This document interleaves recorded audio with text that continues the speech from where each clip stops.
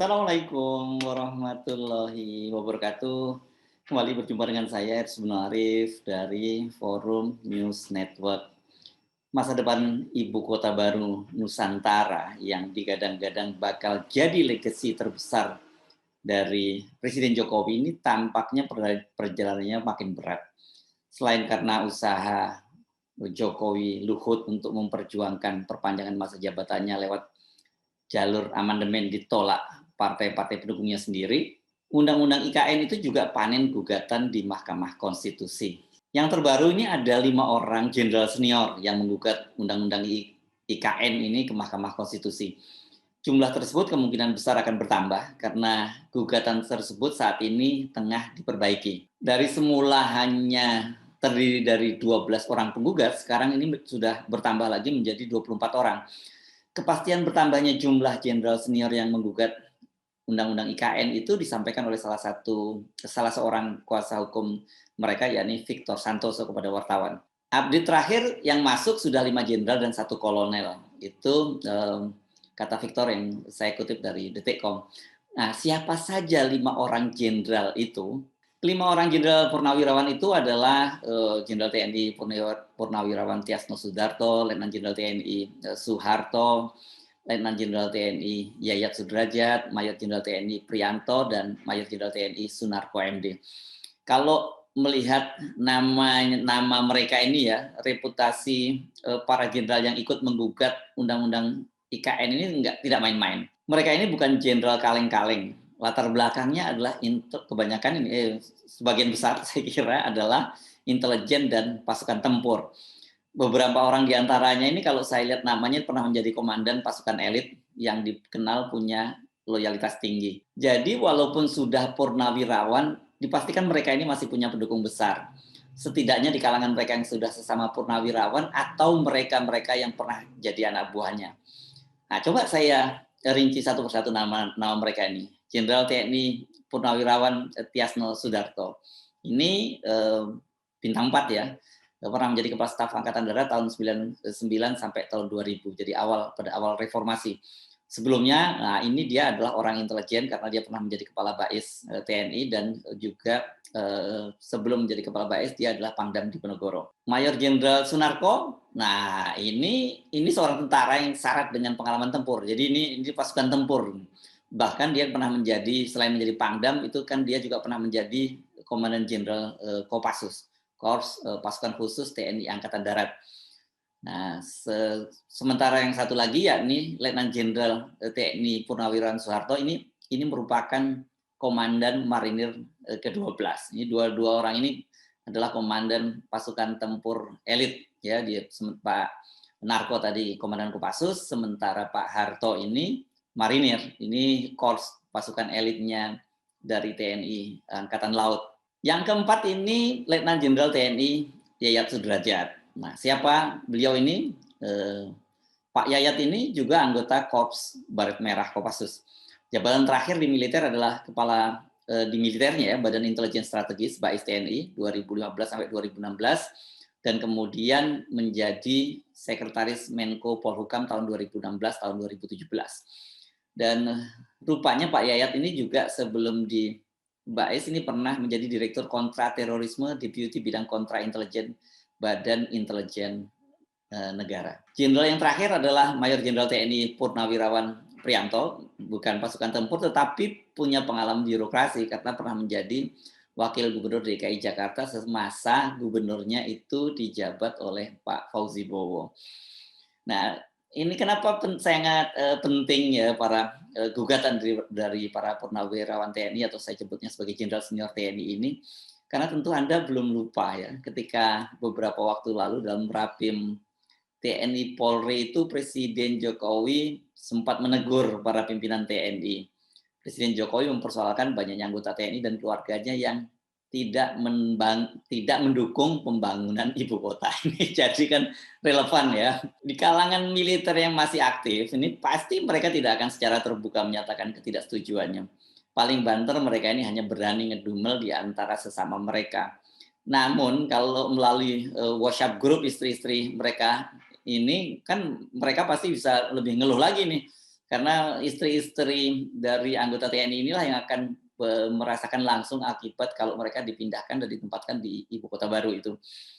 Dan seperti pengakuan Pak Jokowi itu sempat membaca itu waknya ini kemarin yang kemudian banyak dikecam karena Pak Jokowi kenapa sih kepo dengan waksnya istri-istri TNI. Dan yang menjadikan itu yang saya kira membuat Pak Jokowi jadi prihatin dan tentu saja agak khawatir lah karena kalau tidak didukung TNI ini kan sangat berat ini ya.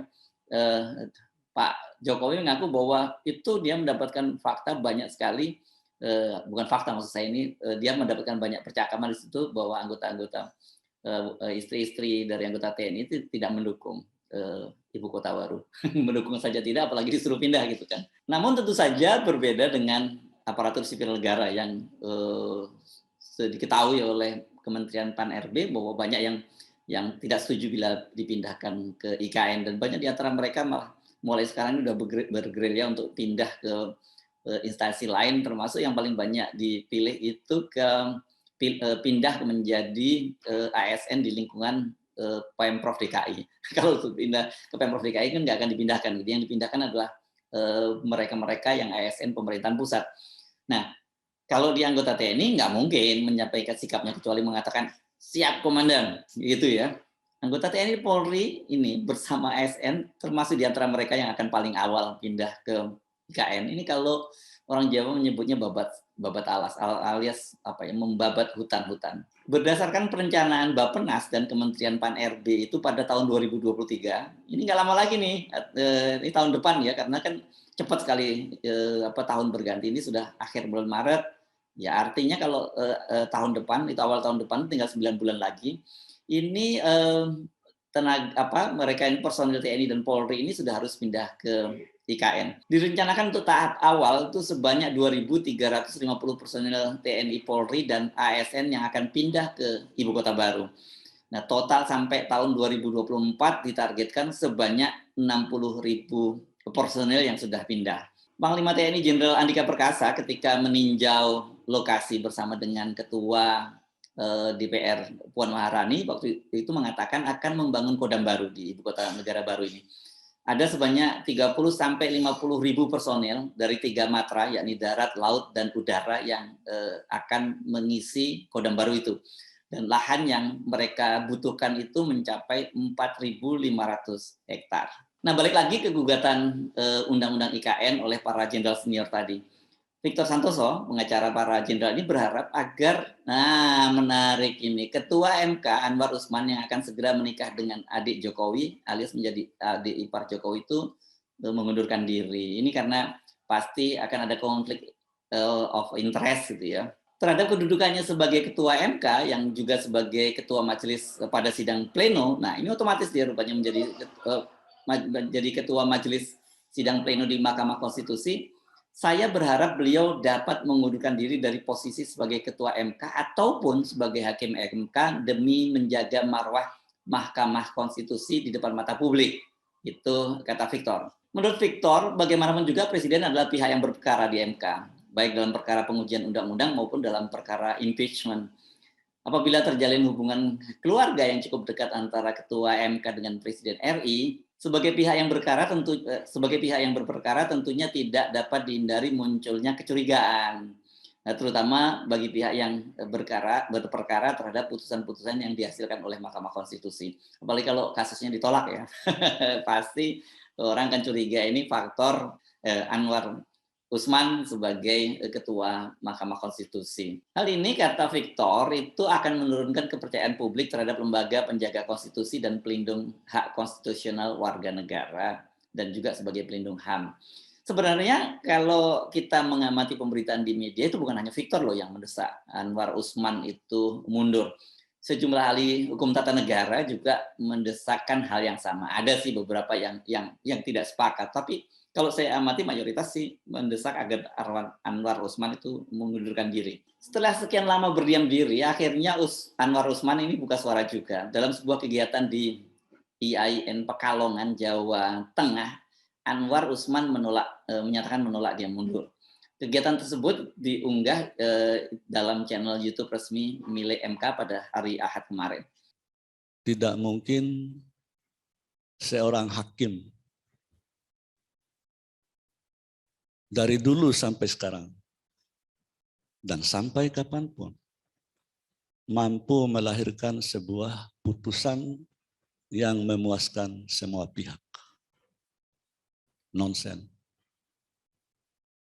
Siapapun hakimnya dan siapapun yang diadili, yang disidangkan, pasti pro dan kontra itu ada. Sama seperti apa yang saya sampaikan. Saya baru merencanakan untuk melanjutkan sisa-sisa kehidupan setelah ditinggal oleh almarhumah istri saya. Begitu juga calon yang akan saya nikahi ditinggal oleh suami tercintanya. Loh, heboh di mana-mana. Siapapun orangnya. Padahal Bapak Ibu hadirin, anak-anak sekalian tahu bahwa menikah itu melaksanakan perintah agama. Coba buka surat An-Nisa ayat 3. Fankihu ma thaba lakum minan nisa'i masna wa sulasa wa ruba fa in khiftum alla ta'dilu fawahidah. Itu perintah sebenarnya. Ya, walaupun ini bukan pernikahan yang pertama.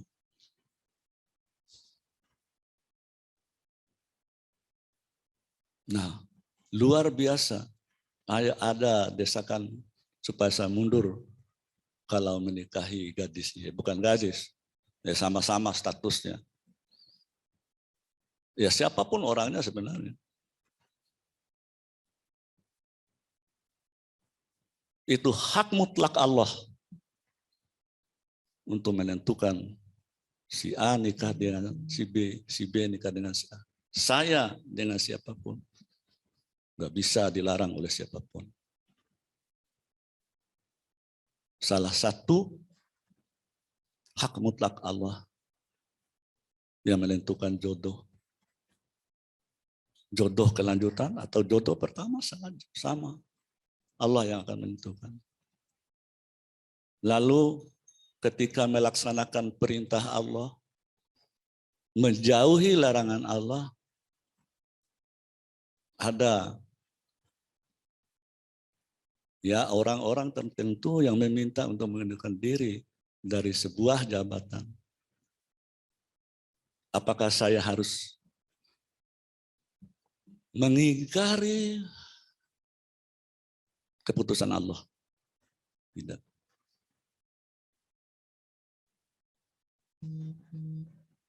Apakah saya harus berkorban melepaskan hak asasi saya sebagaimana diatur dalam pasal 28B ayat 1 UUD 1945?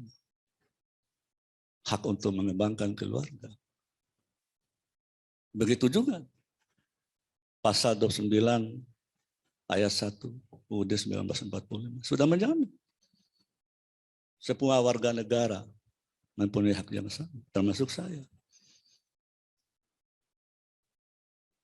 Lalu apakah karena saya menikahi seseorang tertentu, lalu integritas saya sebagai seorang hakim konstitusi atau sebagai seorang ketua Mahkamah Konstitusi akan berubah sampai dunia kiamat? Anwar Usman tetap taat kepada perintah Allah. Memang perlu digarisbawahi ya apa yang dikatakan Usman tadi, bahwa kita tentu tidak boleh turut campur urusan personal seseorang, termasuk urusan asmara dengan siapa ketua MK jatuh cinta kembali, Kita sepakat juga bahwa itu urusan agama, bahkan tadi disebut perintah Allah dan dalam rangka menyempurnakan ibadah. Yang soal-soal begini kita memang tidak boleh campur tangan. Yang dipersoalkan publik itu kan bukan soal asmaranya Pak Ketua, tapi posisinya sebagai Ketua MK, tadi juga sebagai Ketua sidang pleno gitu yang berpotensi menimbulkan konflik interest. Jujur saja dengan kualitas dunia peradilan seperti kita saat ini, dan kecenderungan politik dari pemerintahan Jokowi yang senang mengkooptasi kekuatan-kekuatan politik dan berbagai elemen lain di luar kekuasaan eksekutif, kita menjadi ragu dan mempertanyakan kredibilitas Ketua MK. Ya apa boleh buat, itu mesti diterima. Itu kan persepsi publik sekarang. Nah, apakah dia mampu bertindak independen dan bisa dengan tegas menolak intervensi Jokowi dan para kroninya? Ini saya kira kok saya termasuk dalam barisan yang meragukan soal ini. Mohon maaf ya Pak Anar Rosman, saya sekali lagi tidak ingin campur tangan dalam urusan asmara Bapak, termasuk Bapak dengan siapa Bapak jatuh cinta, seperti tadi Bapak katakan. Tetapi ini urusannya adalah urusan yang sangat serius, urusan lembaga yang Bapak pimpin, dan urusannya dengan konflik kepentingan apabila nanti banyak warga negara yang berperkara dan berharap mendapatkan keadilan dari lembaga yang Bapak pimpin. Nah, kalau mereka menggugat kakak ipar, dan ya kan berat dong, masa sebagai kakak ipar, sebagai adik ipar gitu yang baik gitu, yang berbakti kepada kakak iparnya, apalagi punya kekuasaan seperti Pak Jokowi. Pak, saya membayangkan memang berat posisi Pak Anwar Usman. Jadi memang saya dalam posisi yang juga sepakat, sebaiknya Bapak memang mengundurkan diri dan melanjutkan dengan tenang urusan keluarga Bapak, dan ini kalau sudah wilayah itu kami semua tentu tidak boleh campur tangan lagi. Saya Arif dari Forum News Network. Wassalamualaikum warahmatullahi wabarakatuh.